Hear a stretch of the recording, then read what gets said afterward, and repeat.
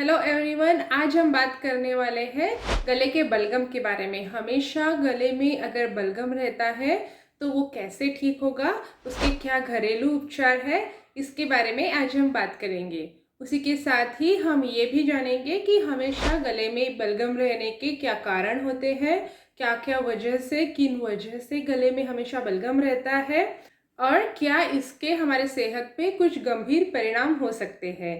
Video में आगे बढ़े उससे पहले नमस्कार, मैं हूं डॉक्टर मृणाल और इस चैनल पर हम बात करते हैं हेल्थ, न्यूट्रिशन एंड फिटनेस के बारे में। अगर आप भी इस चैनल पर नए हैं तो सब्सक्राइब करना बिल्कुल मत भूलिए। अगर किसी के गले में हमेशा बलगम रहता है तो उससे बहुत बार एक अनईजी सी फीलिंग आती रहती है। ऐसा लगता है कि गले में हमेशा कुछ जमा हुआ है। कभी कभी उसी के साथ गले में खराश की तकलीफ होती है। अगर हमेशा गले में बलगम रहता है तो उसकी वजह से बहुत बार हमारे सांसों में बदबू आने लगती है। तो ये गले में बलगम आता कहाँ से है और क्यों होता है, इसके पहले हम कारण जान लेते हैं। ये गले का जो बलगम है उसको फ्लेगम कहते हैं इंग्लिश में या मेडिकल लैंग्वेज में। और हमारे गले में हमारे श्वास नलिका और उसके साथ ही नीचे की जो ट्रकिया होती है, हमारे नोज के पीछे का जो नेजोफेरेंजियल पैसेज होता है, उसमें हमेशा थोड़ा थोड़ा म्यूकस सिक्रेट होते रहता है, जो कि बहुत इंपॉर्टेंट होता है हमारे श्वसन प्रक्रिया के लिए, हमारे सांस लेने में, हमारे लंग्स को वो मदद करता है। इसलिए म्यूकस हमेशा सिक्रेट होते रहता है। लेकिन जब ये म्यूकस बहुत ज़्यादा सिक्रेट हो जाता है और वो गले में जमा हो जाता है तब हमें एक अनईजी फीलिंग आती है जिसे कि हम कहते हैं बलगम। गले में बलगम जमा होने का, गले में बलगम आने का सबसे कॉमन जो कारण है वो होता है एलर्जी। अगर आपको पोलन्स की एलर्जी है, आपको धूल की एलर्जी है, मिट्टी की एलर्जी है या किसी भी तरह की फूड सेंसिटिविटी है तो उस वजह से हमेशा आपके म्यूकस ज़्यादा सिक्रेट होता है। उस एलर्जी की वजह से आपको इरिटेशन होता है, आपका म्यूकस ज़्यादा सिक्रेट होता है और हमेशा आपके गले में बलगम जमा रहता है। उसके बाद अगर आपको लगातार खांसी है, आपको बलगम आ रहा है और बलगम भी अगर आप कलरफुल है, येलो है, पीला या ग्रीन कलर का अगर आपका बलगम आता है, अगर आपको थोड़ा सा बुखार या कमज़ोरी लगती है तो तब ऐसे में बलगम का एक दूसरा मुख्य कारण जो हो सकता है वो है ट्यूबरक्यूलोसिस। क्योंकि हमारे भारत में ट्यूबरक्यूलोसिस के केसेस बहुत ज़्यादा है, इसलिए अगर आपको बहुत टाइम से बलगम की समस्या है, खांसी की समस्या है, उसके साथ ही वीकनेस और भी कुछ सिम्टम्स है तो आपको ट्यूबरक्यूलोसिस की जांच कराना बहुत ज़रूरी है। क्योंकि ट्यूबरक्यूलोसिस हमारे इंडिया में बहुत ज़्यादा प्रिवेलेंट है। उसके बाद जो तीसरा कारण हो सकता है बलगम आने का वो है एसिडिटी।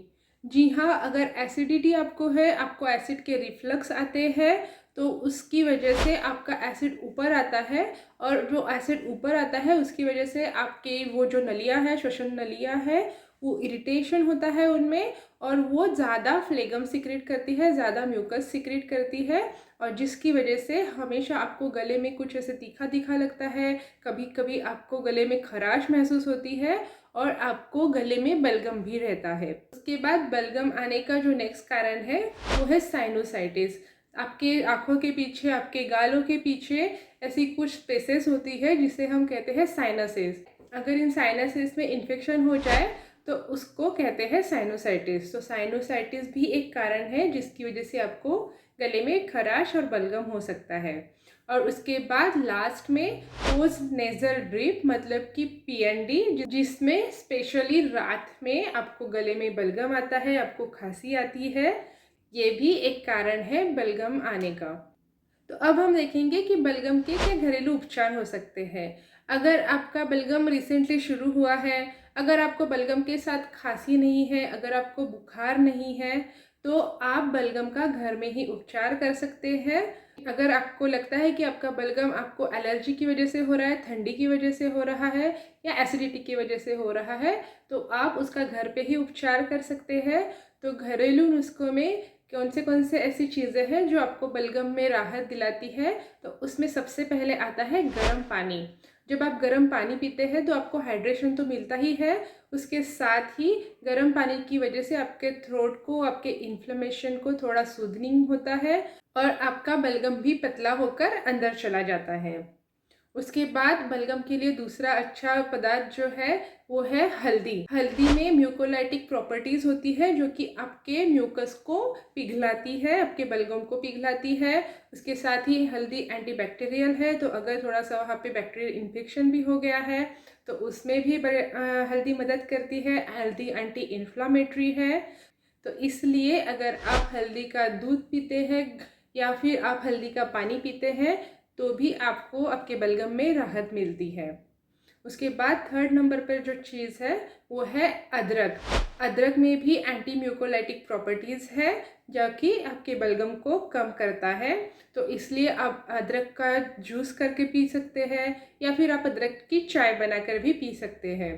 उसके साथ ही अगर आप हनी खाएंगे तो हनी से आपके थ्रोट का इरिटेशन कम होता है, उसमें भी एंटीबैक्टीरियल प्रॉपर्टीज़ है, आपको सूदनिंग इफेक्ट भी मिलता है। तो आप अगर हनी खाएंगे या फिर शहद के साथ आप अदरक का जूस एंड शहद मिक्स करके खाएंगे तो भी आपको आपके बलगम में जल्द ही राहत मिलेगी। तो ये सब चीज़ें हैं जो आप घर में इजीली कर सकते हैं और अपने बलगम से मुक्ति पा सकते हैं। लेकिन उसके साथ ही आपको ध्यान में ये रखने वाली ये बात है कि आपको बलगम का अगर मेन कारण जो है वो भी ढूंढ के निकालना चाहिए। अगर आपका बलगम एलर्जी की वजह से नहीं है, उसके पीछे अगर कोई बीमारी है तो उसको ट्रीट करना उतना ही आवश्यक होता है। अगर आपको बलगम के साथ फीवर है, वीकनेस है, सर्दी खांसी है तो आपको ट्यूबरक्यूलोसिस की जांच करानी चाहिए। अगर आपको हमेशा बलगम बना रहता है, छींकें आती है तो आपको अपनी एलर्जी की जांच करानी चाहिए। अगर आपको बलगम होता है लेकिन उसी के साथ ही आपको हमेशा एसिडिटी होती है तो आपके बलगम के पीछे का कारण एसिडिटी हो सकता है, तो आपको एसिडिटी की ट्रीटमेंट करानी चाहिए। तो ये सब घरेलू जो उपाय है वो आपको सिम्टोमेटिक रिलीफ देंगे, आपको बलगम से छुटकारा तो देंगे, लेकिन उसी के साथ ही आपको उसका जो मेन कारण है बलगम आने के पीछे जो आने वाला कारण है, जो बीमारी है, उसका भी उपचार करना उतना ही ज़रूरी है। मैं आशा करती हूँ कि आपको आज की ये इन्फॉर्मेशन यूज़फुल लगी होगी। अगर आपको ये अच्छी लगी तो इसको लाइक कर दीजिए, अपने दोस्तों में, रिश्तेदारों में इसे शेयर करिए और चैनल को सब्सक्राइब करना बिल्कुल मत भूलिए। मैं आपको मिलती हूँ नेक्स्ट वीडियो में।